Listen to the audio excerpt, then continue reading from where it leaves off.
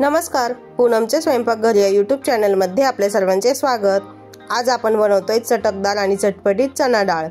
रेसिपीला सुरुवात करण्याआधी जर चॅनलवर नवीन असाल तर चॅनलला सबस्क्राइब करा आणि व्हिडिओ आवडल्यास लाईक करा। चला तर मग रेसिपीला सुरुवात करूयात। चटपटीत चना डाळ बनवण्यासाठी इथे आपण 1 कप चना डाळ घेतली आहे। ही डाळ आपण स्वच्छ 2 ते 3 पाण्याने धुवून घ्यायची आहे।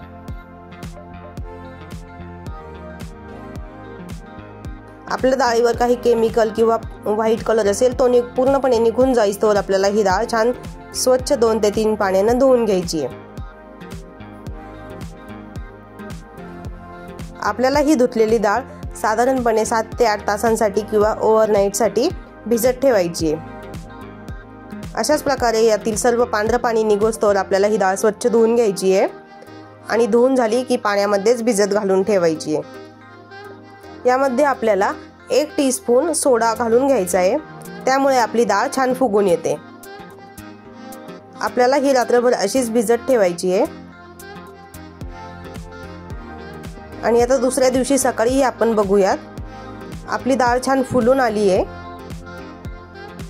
आपण हिला सोडा घालून भिजत ठेवलं होतं, त्यामुळे आपल्याला ही डाळ पुन्हा एकदा स्वच्छ करून घ्यायची आहे। त्यामुळे सोड्याचा जो वास असतो डाळीला लागलेला तो पूर्णपणे निघून जातो। साधारणपणे 2 ते 3 पाण्याने आपण परत ही डाळ स्वच्छ धुवून घ्यायची आहे। डाळ स्वच्छ धुतली की त्यातील सोड्याचा वासही निघून जाईल आणि डाळीचा चवही बदलणार नाही। आता ही डाळ मी स्वच्छ हाताने धुवून घेतली आहे।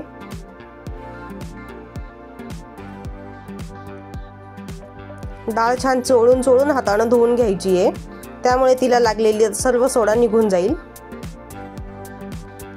आता यातील आपल्याला सर्व पाणी काढून घ्यायचे आणि ही डाळ एका कॉटनच्या कापडावर पसरवून घ्यायची आहे, जेणेकरून याला वरतून लागलेलं पाणी निघून जाईल।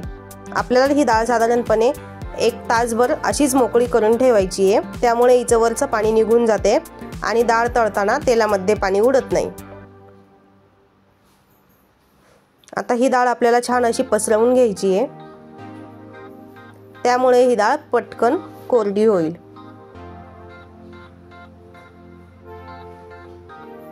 आता जोपर्यंत या डाळीतील पाणी निघून जाईल तोपर्यंत आपण पुढची तयारी करून घ्यायची आहे। आपल्याला चना डाळ बनवण्यासाठी एक मसाला लागणार आहे, तो आपल्याला बनवून घ्यायचा आहे। त्यासाठी मिक्सरच्या भांड्यामध्ये आधी अर्धा चमचा बडीशेप, अर्धा चमचा काळी मिरी, अर्धा चमचा काळे मीठ, अर्धा चमचा सेंधा मीठ, अर्धा चमचा साखर, अर्धा चमचा लाल मिरची पावडर, इथे आपल्याला कलरची मिरची वापरायची आहे, अर्धा चमचा आमचूर पावडर, अर्धा चमचा चाट मसाला आणि अर्धा चमचा हळद घालून घ्यायची आहे।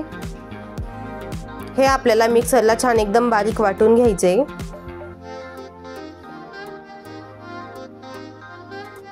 आपला हा चना डाळीसाठी सिक्रेट मसाला तयार झालाय।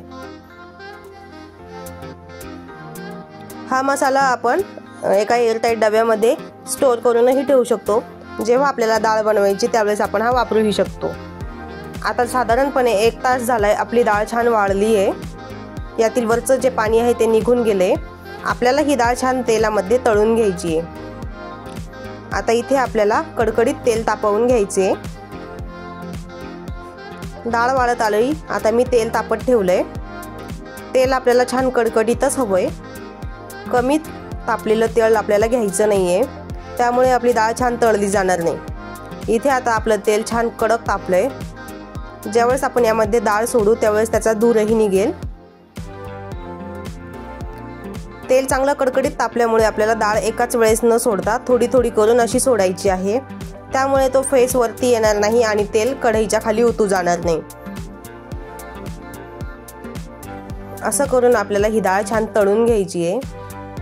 सुरुवातीला थोडा वेळ आपल्या डाळीवर खूप फेस येतो, हळूहळू तो फेस कमी कमी होत जातो। जशी जशी डाळ तळल्या जाते तसा तसा हा फेस कमी कमी होत जातो। आपल्याला असंच झाऱ्यानं खालीवर करत ही डाळ छान तळून घ्यायची आहे। साधारणपणे 5 ते 7 मिनिट लागतात आपल्याला एक बॅच तळण्यासाठी। फेस कमी कमी होत गेला की डाळ छान तळल्या जाते। फेस पूर्ण संपला की आपली तोपर्यंत 50 ते 55-60% डाळ तळून निघालेली असते। आपल्याला ही डाळ तळताना घाई करायची नाही आहे, त्यामुळे आपली डाळ कडक होणार नाही. आता आपला तेलावरचा जो फेस आहे तोही छान कमी झाला आहे आणि आपल्याला आता डाळ स्पष्ट दिसायला लागली आहे. डाळ आपली तेलावर वरती हलकी होऊन येत असते.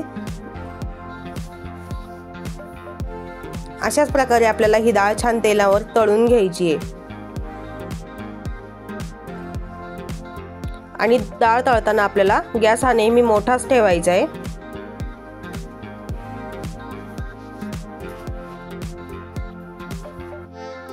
आता आपली बऱ्यापैकी छान डाळ तळून झाली आहे.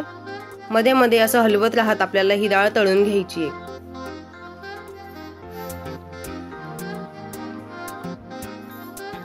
आता यातील फेस पूर्णपणे कमी झालाय आणि अजून साधारणपणे 1 ते 2 मिनिटांमध्ये आपली डाळ छान तळून निघेल.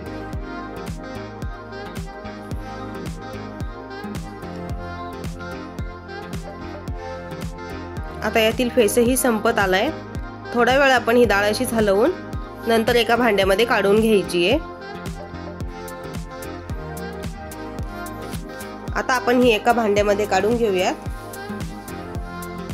आणि जर आपल्या कढईतील तेल थंड झालं असेल तर 2 मिनिटे आपण तेल परत एकदा हीट करून घेणार आहोत. आता अशीच आपल्याला तेलामध्ये दुसरी बॅचही तळून घ्यायची आहे. आता दुसरी बॅच मी तेलामध्ये तळायला टाकली आहे आणि आपण जे आधी काढून घेतलेली डाळ आहे यावर आपण जो बनवलेला मसाला होता तो 1 चमचाभर टाकून छान टॉस करून घ्यायचे, म्हणजे डाळीला सर्व बाजूने छान मसाला लागतो.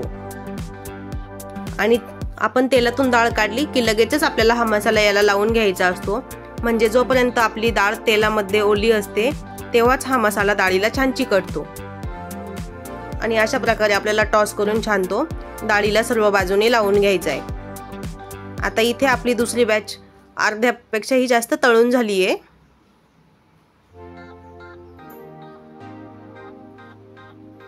ही तळून झालेली डाळही आपल्याला त्या आधीच्या डाळीमध्येच घालून घ्यायची आहे.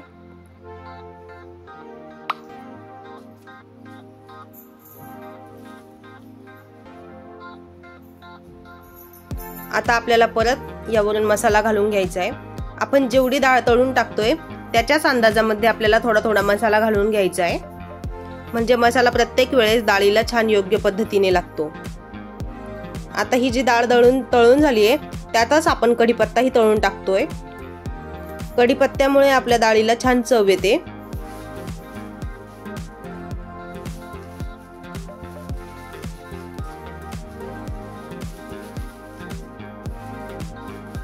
आता याच डाळीत आपण तो कढीपत्ता आणि जो बनवलेला मसाला आहे तो टाकून घ्यायचा आहे आणि परत एकदा छान टॉस करून सर्व बाजूनी डाळीला मसाला लावून द्यायचा आहे. एवढ्या सोप्या पद्धतीने आपण मार्केटमध्ये मिळणारी डाळ घरी बनवली आहे. लहान मुलेही ही डाळ आवडीने खातात. छान अशाच प्रकारे आपल्याला टॉस करून ह्या डाळीला सर्व बाजूनी मसाला लावून घ्यायचा आहे. आता ही डाळ खाण्यासाठी तयार आहे. अशाच प्रकारे घरी डाळ बनवून बघा, खूप सुंदर लागते. आजची रेसिपी कशी वाटली नक्की सांगा. चॅनलला लाईक करा, सबस्क्राईब करा आणि शेअर करा. आता आपण ही डाळ एका बाउलमध्ये काढून घ्यायची आहे. त्यामुळे जो एक्स्ट्रा मसाला लागलेला असेल तो खाली राहून जाईल आणि आपली डाळ सेपरेट होईल.